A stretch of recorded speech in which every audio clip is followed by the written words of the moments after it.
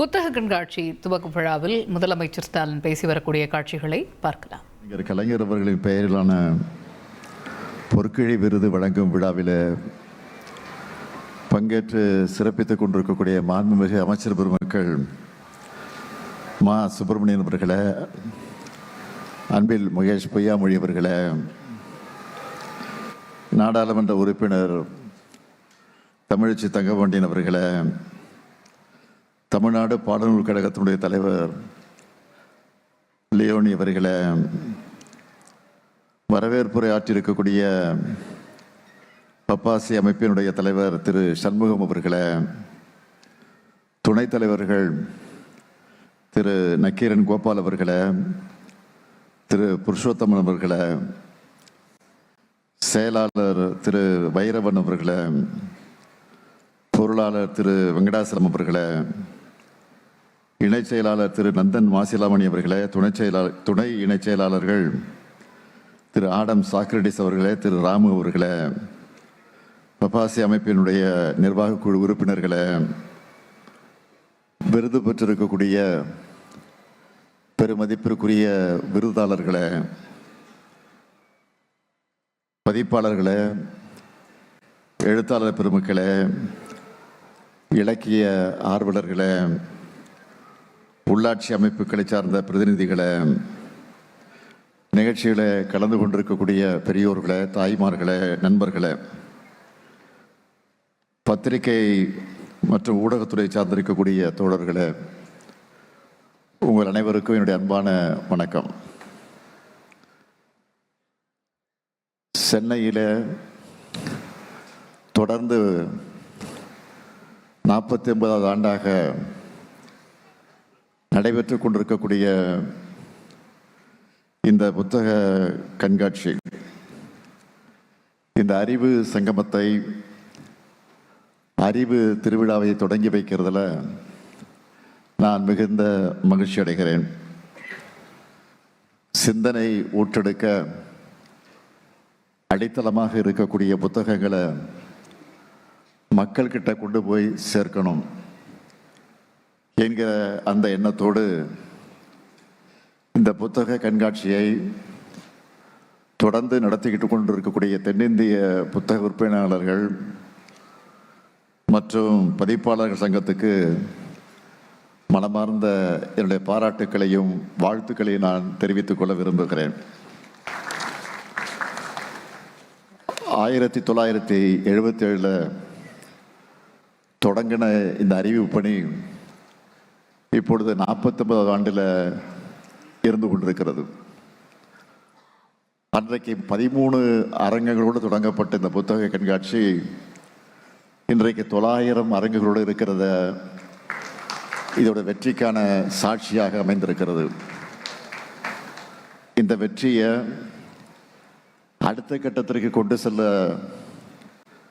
புதுசாக வெற்றி பெற்றிருக்கக்கூடிய பாபாசி பொறுப்பாளர்கள் செயல்படுவாங்கன்னு உங்களைப் போல நானும் நம்புகிறேன்.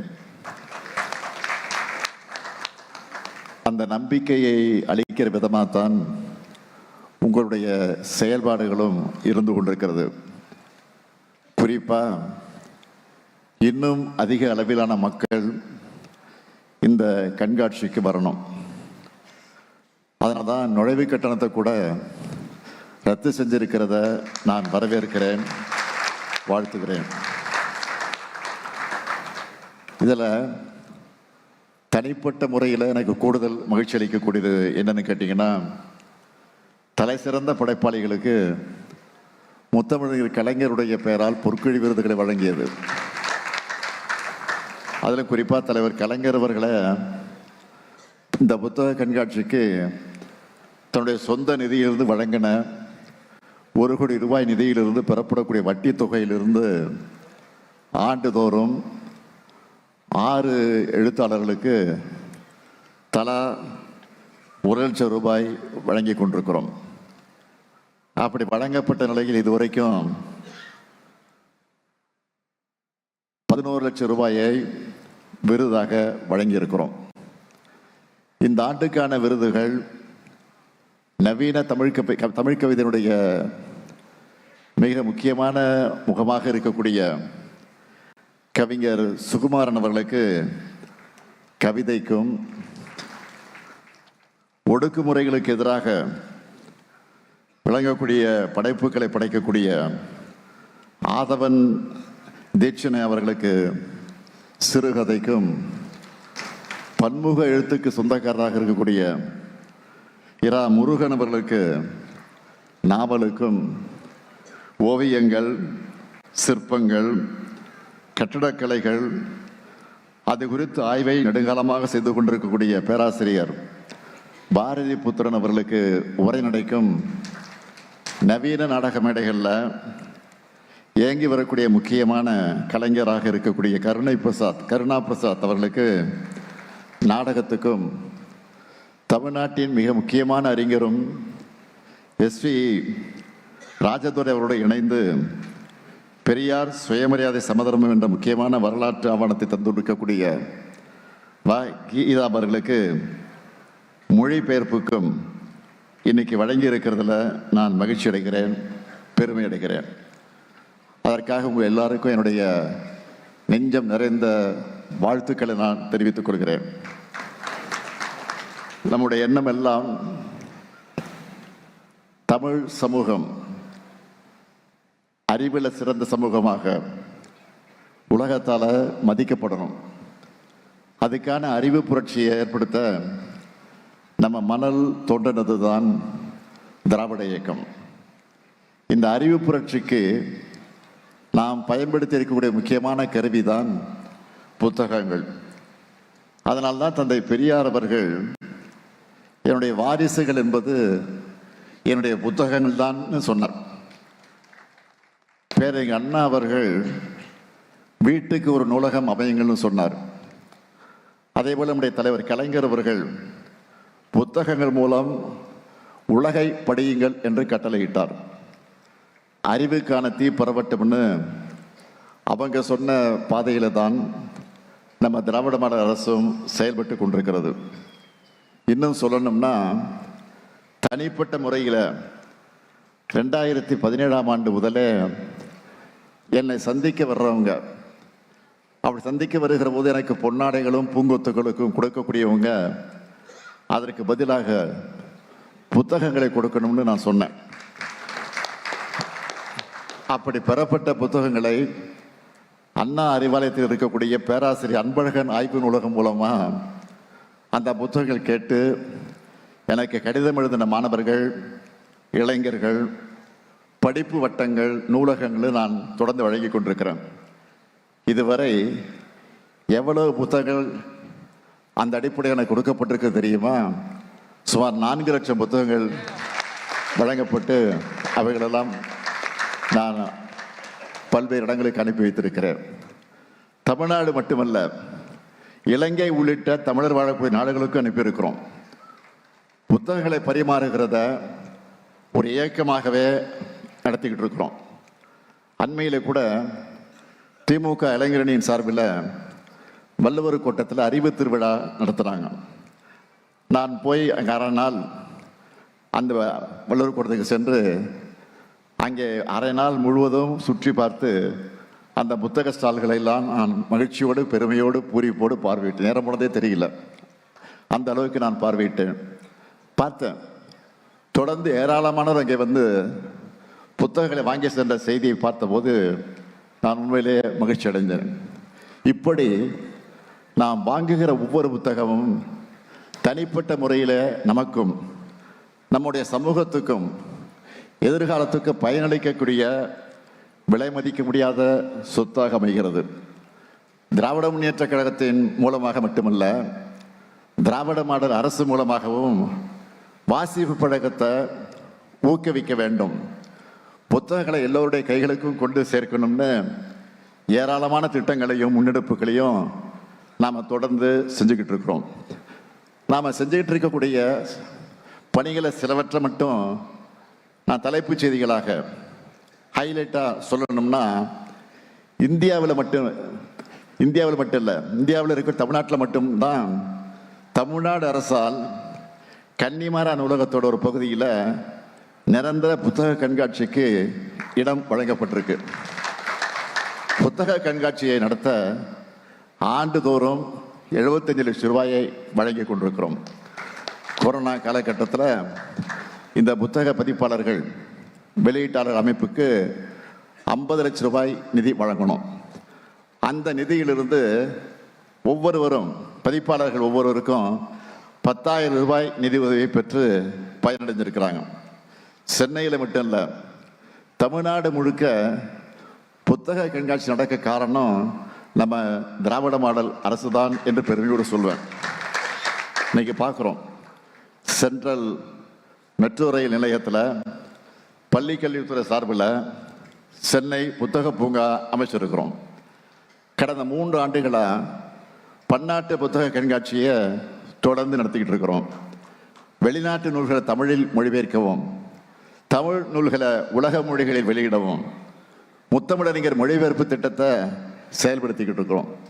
இது எல்லாத்தையும் விட நான் நினைச்சு பெருமைப்படக்கூடிய திட்டமாக 218 கோடி ரூபாயில் மதுரையில் அமைச்சிருக்கக்கூடிய கலைஞர் நூற்றாண்டு நூலகம் இருக்கு. ஏன்னா தலைவர் கலைஞர் அவர்கள் 2007 தலைவர் கலைஞர் அறிவிச்சு இங்கே சென்னையில் கோட்டூர்புரம் பகுதியில் அமைந்திருக்கக்கூடிய அண்ணா நூற்றாண்டு நூலகத்தை அவர் உருவாக்கினார். அந்த பயணத்தை இப்போ நம்ம திராவிட மாடல் அரசில் இன்னும் வேகமாக தொடர்ந்துகிட்டு இருக்கிறோம். 2023 திறக்கப்பட்ட இந்த கலைஞர் நூற்றாண்டு நூலகத்துக்கு இதுவரைக்கும் வந்த பார்வையாளரோட எண்ணிக்கை எவ்வளவு தெரியுமா? 24,72,988 பேர் வந்திருக்காங்க. இதுதான் தமிழர்கள் புத்தக மேல் கொண்டிருக்கக்கூடிய பற்றுக்கு சாட்சி. இந்த அறிவு தேடலையும் வாசிப்பு பழக்கத்தையும் அதிகரிக்கணும், பரவலாக்கணும் என்றுதான் திருச்சியில் காமராஜர் அறிவுலகம், கோவையில் பெரியார் அறிவுலகம், திருநெல்வேலியில் காகித மில்லத் அறிவுலகம், சேலத்தில் பாரதிதாசன் அறிவுலகம், கடலூரில் அஞ்சலையம்மாள் அறிவுலகம்னு அமைப்பதற்கான பணிகளை நாம் செஞ்சுக்கிட்டு இருக்கிறோம். இது மட்டும் இல்லாமல் பழைய நூல்களை எல்லாம் புதுப்பிச்சுக்கிட்டு இருக்கிறோம், பழைய நூலகங்களையும் புதுப்பிச்சுக்கிட்டு இருக்கிறோம். உள்ளாட்சி அமைப்புகளின் வழியாக 604 நூலக கட்டடங்கள் கட்டியிருக்கிறோம். 1469 பொது நூலகங்களுக்கு வைஃபை வசதியும் ஏற்படுத்தி தந்திருக்கிறோம். அண்ணா நூற்றாண்டு நூலகத்தில் சென்னை இலக்கிய திருவிழா, நெல்லையில் பொருணை, கோவையில் சிறுவாணி, திருச்சியில் காவேரி, மதுரையில் வைகை அப்படின்ற நிலையில் இலக்கிய திருவிழாக்கள் எல்லாம் தொடர்ந்து நடந்துக்கிட்டு இருக்கிறோம். அது மட்டுமா, தமிழ் நூல்கள் நாட்டுடைமை, எழுத்தாளர்கள் பிறந்த நாளில் கூட்டங்கள், குறைந்த விலையில் சங்க இலக்கிய நூல்கள் வெளியீடு, திராவிட களஞ்சிய உருவாக்கம், இதழியாளர்களுக்கு கலைஞர் எழுதுகோள் விருது, உலக பல்கலைக்கழகங்களில் செம்மொழி தமிழ் இருக்கைகள், நூலகங்களுக்கு சிற்றிதழ்கள், இலக்கிய மாமணி விருதுகள், உயரிய விருது பெற்ற எழுத்தாளர்களுக்கு கனவு இல்லம், திசைதோறும் திராவிடம்னு எழுத்தாளர்களுக்கு ஏராளமான திட்டங்கள் செயல்படுத்தப்பட்டு வருது. இப்படி என்னால் இன்னும் நிறைய முன்னெடுப்புகளை சொல்ல முடியும். இதையெல்லாம் தமிழ்நாட்டு மக்கள், குறிப்பாக இளைஞர்கள் பயன்படுத்தி கொள்ள வேண்டும். 2 இளைஞர்கள் சந்திச்சுட்டா இப்போ நீங்கள் படிச்சுட்டு இருக்கிற புத்தகம் என்னன்னு புத்தகங்களை மையமாக வச்சு பேசக்கூடிய அளவுக்கு இருக்கணும். புத்தகங்களை பற்றி விவாதிக்கிற அளவுக்கு வாசிப்பு பழக்கம் அதிகரிக்கணும், அறிவித்து பரவணும். இன்னைக்கு வளர்ந்திருக்கக்கூடிய தொழில்நுட்பம் புத்தகங்களை படிக்க நிறைய வாய்ப்புகளை உருவாக்கியிருக்கு. மின்னூல்கள், கிண்டில் கருவின்னு நிறைய ஆப்ஷன்ஸ் வந்துடுச்சு. பல்வேறு இணைய நூலகங்களில் இருந்து நம்மால் எளிதான புத்தகங்களை டவுன்லோட் பண்ணிக்க முடியும். இத்தனை வாய்ப்புகள் இருந்தாலும் ஒரு புத்தகத்தை கையில் ஏந்தி ஒவ்வொரு பக்கமாக புரட்டி படிக்கிற அனுபவமே தனி சுகம்தான். புத்தகத்தோட ஒவ்வொரு பக்கத்தையும் புரட்டும் போதும் புது வெளிச்சம் நமக்கு கிடைக்கும். அந்த வெளிச்சத்தில் அறியாமை எனும் இருள் விலகணும். இளைஞர்களுக்கு நான் சொல்றதெல்லாம், தமிழும் தமிழ்நாடும் செழிக்கணும்னா, நீங்கள் வெற்றியாளர்களாக உயரணும்னா புத்தகங்களின் அறிவாயுதங்களை இறுக பற்றி கொள்ளுங்கள். வெளிநாடுகளுக்கு போகிறப்போ அங்கே பூங்காக்கள் பயணங்கள்னு பொது இடங்களில் நிறைய பேர் புத்தகங்களை படிச்சுக்கிட்டே போகிறத நான் பார்ப்பது உண்டு, நீங்களும் பார்த்துருப்பீங்க. ஆனால் இங்கே அந்த நிலைமை இல்லை. இது மாறணும். உங்களோட சிந்தனைகள் வளர வளரத்தான் நம்ம தமிழினத்தோட வளர்ச்சி மேல் நோக்கி போகும். போராடி போராடி இந்த நிலைமைக்கு உயர்ந்து வந்திருக்கிறோம்.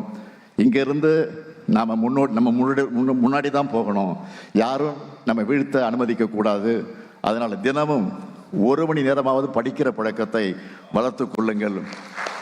உங்கள் டைமை புக்ஸில் ஸ்பெண்ட் பண்ணுங்க. புதிய எழுத்தாளர்கள் உருவாகி வாங்க.